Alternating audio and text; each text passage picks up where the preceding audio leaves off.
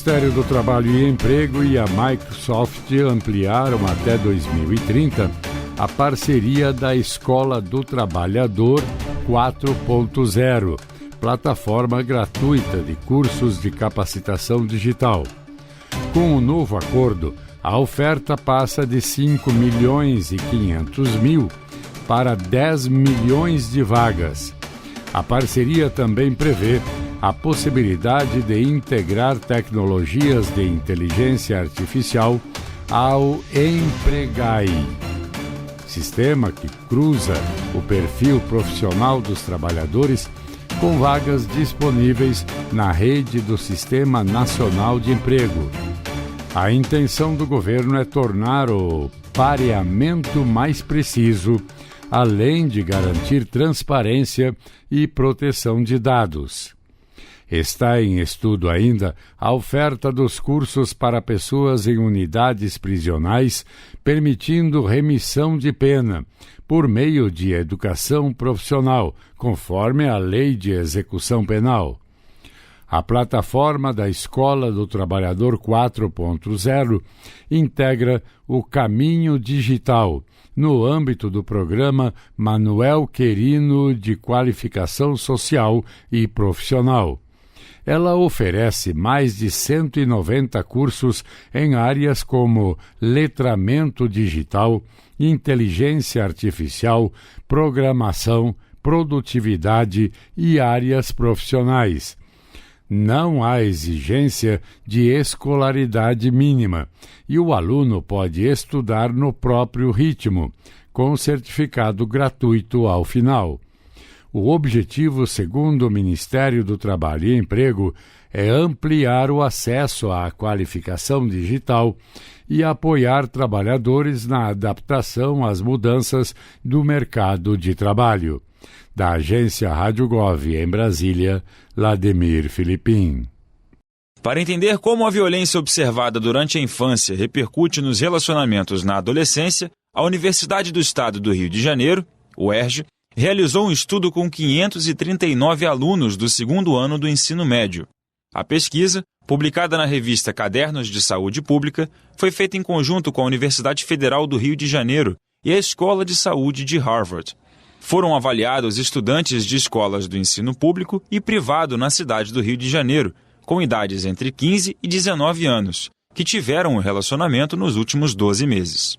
O estudo abrangeu os bairros do Andaraí, Grajaú, Vila Isabel e Maracanã, regiões que, segundo a pesquisa, apresentam um padrão de desigualdade socioeconômica, mesmo tendo alto índice de desenvolvimento humano. Os pesquisadores analisaram diferentes formas de violência no namoro entre adolescentes, como a violência física, emocional, sexual e relacional, além de comportamentos ameaçadores. O trabalho identificou que cerca de 95% dos jovens haviam sofrido ou praticado violência emocional, o tipo mais incidente. Outros 30% haviam sofrido violências físicas e 16% dos adolescentes relataram ser vítimas de violência sexual, considerando-se não necessariamente o estupro, mas qualquer ato sexual ou toque sem consentimento. A pesquisadora do Instituto de Medicina Social da UERJ, Cláudia Moraes, avalia os resultados do estudo.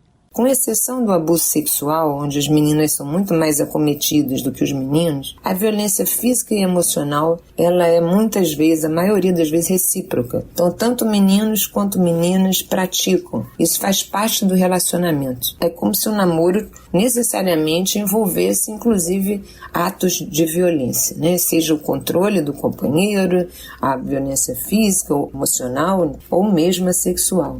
Segundo a pesquisa, este é o reflexo do passado conturbado, pois a maioria dos entrevistados relatou ter sofrido algum tipo de abuso ou negligência na infância.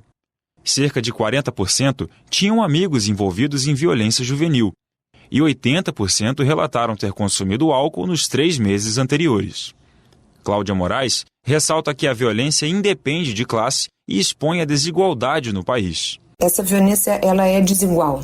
ela acontece principalmente em adolescentes que haviam sido vítimas de violência durante a infância, no seu domicílio, na sua família, entre adolescentes que moravam em áreas que eram mais violentas, em termos da violência comunitária, violência urbana, e entre aqueles que também consumiam álcool com maior frequência. Essa violência no namoro, ela também marca as questões de desigualdade que a gente tem no nosso país.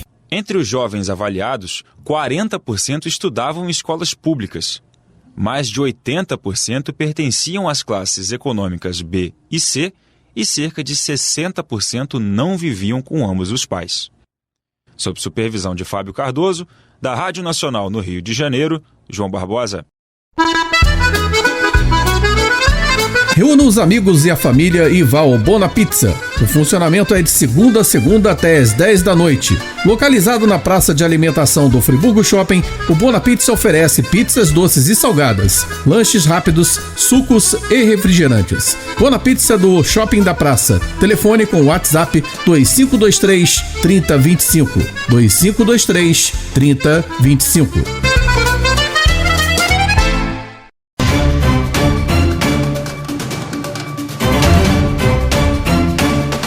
Um novo estudo divulgado pela Confederação Nacional de Municípios, a CNM, revela que a situação fiscal das prefeituras atingiu o pior cenário da história. Dados parciais referentes ao encerramento de exercício mostram que 54% dos entes estão no vermelho. O déficit chega a 33 bilhões de reais. De acordo com o levantamento, entre os fatores que contribuíram para esse quadro estão a crescente necessidade de pessoal para prestação de serviços. Além disso, são apontados como motivos as contratações de prestadores de serviços, despesas de custeio e com funcionalismo, locação de mão de obra e investimentos em obras e instalações. A entidade já considerava o cenário em 2023 preocupante, quando 51% dos municípios estavam no vermelho, com um déficit de 17 bilhões de reais. O novo estudo revela que agora a deterioração é mais generalizada, afetando os entes independentemente do porte populacional. Além disso, dos 26 estados, 19 também acumulam déficits primários em 2024. O estudo da CNM também aponta que o volume de despesas tem aumentado à frente das receitas. No caso dos municípios de pequeno porte, o déficit passou de 0,4 bilhão de reais para 5,8 bilhões. Em relação aos entes de médio porte, o rombo saiu de 2,2 bilhões e foi para 8,4 bilhões de reais. Já quanto às grandes cidades, passou de 12,7 bilhões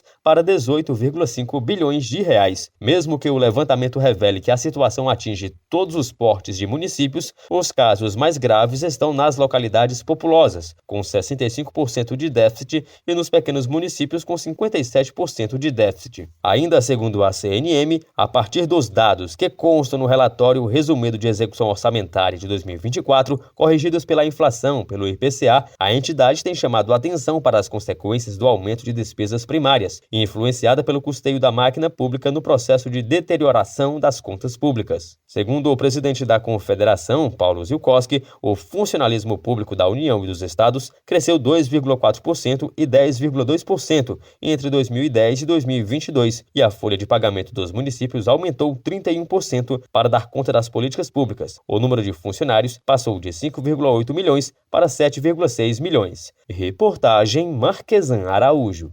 As mulheres recebem, em média, 21% menos do que os homens em empresas com 100 ou mais funcionários. A constatação é do 4º Relatório de Transparência Salarial e Critérios Remuneratórios, divulgado nesta segunda-feira pelo Ministério do Trabalho e Emprego. De acordo com o balanço, que analisa dados de 54 mil empresas entre o segundo semestre de 2024 e o primeiro semestre de 2025, a remuneração média das mulheres foi de R$ 3.908, contra R$ 4.958 dos homens. Por outro lado, o levantamento mostrou um aumento na participação das mulheres no mercado de trabalho, índice que saltou de 40,6% para 41% no período. Os homens ocupam 59% dos mais de 19 milhões e 400 mil postos de trabalho.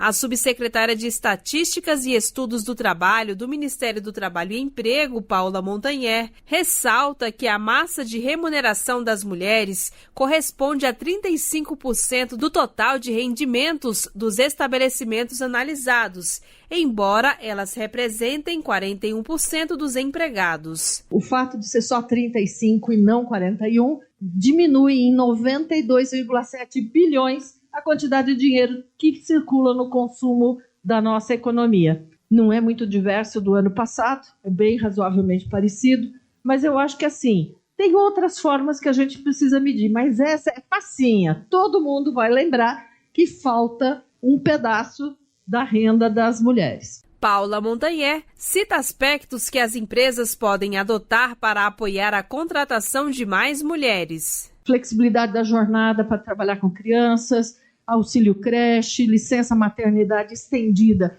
para os dois, pais e mães, contratação de mulheres negras, que ainda é menor que a contratação geral, mas é ainda um pouco superior de mulheres com deficiências, mulheres LGBTQI+, mulheres chefes de família, mulheres indígenas, mulheres vítimas de violência. Pelo recorte de raça, persiste a diferença salarial elevada entre mulheres e homens negros. Na admissão, a diferença é de 33,5%. No rendimento médio, as mulheres negras recebem menos da metade do salário dos homens negros. São R$ 2.986 contra R$ 6.391. Os estados com maior diferença salarial média são Paraná e Rio de Janeiro, com 28,5%, seguidos por Santa Catarina, Mato Grosso e Espírito Santo, com índices em torno de 27%. Já os estados com menores diferenças são Piauí, 7%, Amapá, Acre e Distrito Federal, na casa de 9%. Este ano, o Ministério do Trabalho e Emprego já realizou 787 ações de fiscalização e expediu 154 autos de infração. As empresas precisam comprovar a publicação dos seus relatórios de igualdade salarial, que são disponibilizados pelo MTE. De acordo com a Lei de Transparência Salarial, sancionada em 2023, as empresas com 100 ou mais empregados devem adotar medidas para assegurar a igualdade salarial, como a promoção da transparência dos salários pagos, a implementação de mecanismos de fiscalização e a oferta de canais para denúncias de discriminação. Da Rádio Nacional em Brasília, Daniela Longuinho. Você sabia que a internet aumentou o alcance das emissoras de rádio? Além de poder ouvir nossa rádio em sua casa, trabalho e no carro, através de seu smartphone, você pode nos ouvir também em qualquer cidade, estado ou país. Basta baixar e instalar o aplicativo Radiosnet em seu celular ou tablet. É de graça. O Radiosnet está disponível para Android e iOS no site radiosnet.com.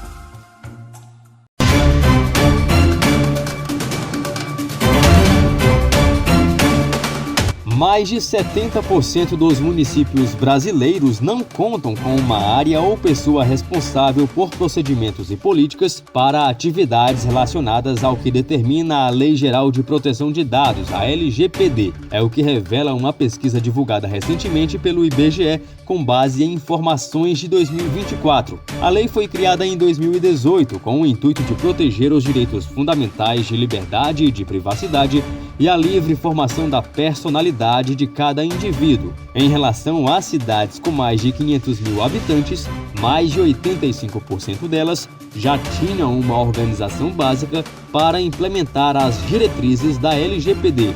Em termos regionais, a existência de uma área dedicada ao tema está mais presente no Centro-Oeste, com cerca de 35%. No sul do Brasil, a taxa chega a mais de 33%. Já no Norte, o índice alcança aproximadamente 31%. No Sudeste, a taxa é de pouco mais de 28%. E no Nordeste, de cerca de 21%. A pesquisa mostra ainda que segurança da informação também está entre os principais problemas registrados nos municípios do país. Pelo que revela o levantamento, somente cerca de 18% das cidades disponibilizaram recomendaram para seus servidores cursos sobre segurança da informação. Quanto ao aspecto de inclusão e educação digital nas escolas do país, a pesquisa mostra que cerca de 80% das cidades disponibiliza Wi-Fi em unidades de ensino públicas municipais para acesso de professores e alunos com o programa ou ação de inclusão e educação digital. De maneira geral, havia mais de 7 milhões de pessoas ocupadas na administração direta e indireta municipal em 2024. O valor corresponde a aproximadamente 3,5% da população brasileira. Já a quantidade de funcionários nos municípios no ano passado registrou uma elevação de quase 4% na comparação com os dados da pesquisa realizada em 2023. Reportagem Marquesan Araújo. O Fundo Nacional de Desenvolvimento da Educação, FNDE, realiza uma pesquisa nacional sobre o consumo de pescado na alimentação escolar. A iniciativa é feita em parceria com o Ministério da Educação, MEC, e o Ministério da Pesca e Aquicultura, MPA. A pesquisa é voltada a nutricionistas que atuam no ensino básico da rede pública em todas as unidades da federação, no âmbito do Programa Nacional de Alimentação Escolar, PNAE. O objetivo é reunir dados e evidências sobre a oferta e o preparo de peixe nas escolas públicas. A pesquisa pretende identificar os principais desafios e mapear boas práticas no uso do pescado nas refeições dos estudantes. As informações vão ajudar o FNDE e o MEC a criar estratégias para aumentar o consumo do produto nas escolas, incentivar a alimentação saudável e fortalecer a inclusão produtiva de comunidades pesqueiras e familiares. O prazo para participação vai até o dia 15 de novembro. A pesquisa está disponível em um formulário online e o acesso pode ser feito pelo site gov.br/FNDE. Com supervisão de Thaísa Vitória, da agência Rádio Gov em Brasília, Estefânia Lima. O Fórum Nacional da Indústria, ligado à Confederação Nacional da Indústria, a CNI, lançou um manifesto pedindo que o governo crie um imposto sobre as apostas online, as chamadas bets. A proposta é cobrar 15% sobre o valor apostado e destinar o dinheiro para ações nas áreas de saúde e educação. As entidades argumentam que o crescimento das apostas tem causado prejuízos à renda das famílias e ao consumo em setores produtivos. Defendem que é preciso equilibrar a tributação entre o setor de jogos e as empresas que realmente geram empregos e impulsionam a economia. Caso a nova contribuição seja aprovada ainda este ano, ela começaria a valer em 2026, com potencial de arrecadar até 8 bilhões e meio de reais para os cofres públicos. Da Rádio 2, Milena Abreu. Após a realização da Operação Contenção na última terça-feira nos complexos do Alemão e Penha, na zona norte do Rio, a Ouvidoria-Geral da Defensoria Pública do Estado do Rio de Janeiro recebeu denúncias de violações de direitos humanos. As declarações fazem parte de um relatório preparado pelo órgão e incluem relatos de roubos de documentos, importunação sexual às mulheres, uso das casas para policiais se esconderem à espera de suspeitos, tortura, execuções, falta de perícias, omissão de socorro, além de criminalização das famílias que fizeram a remoção dos corpos. Segundo o texto, a operação policial fechou escolas, clínicas e equipamentos de assistência social, além de muito lixo deixado pelas ruas sem coleta e casas sem energia elétrica. Os ouvidores estiveram nos complexos do Alemão e da Penha, no Instituto Médico Legal, em reunião com a Central Única de Favelas e acompanharam a retirada dos corpos da região de Mata. Alguns corpos estavam com as mãos amarradas, tiros na cabeça e marcas de facadas.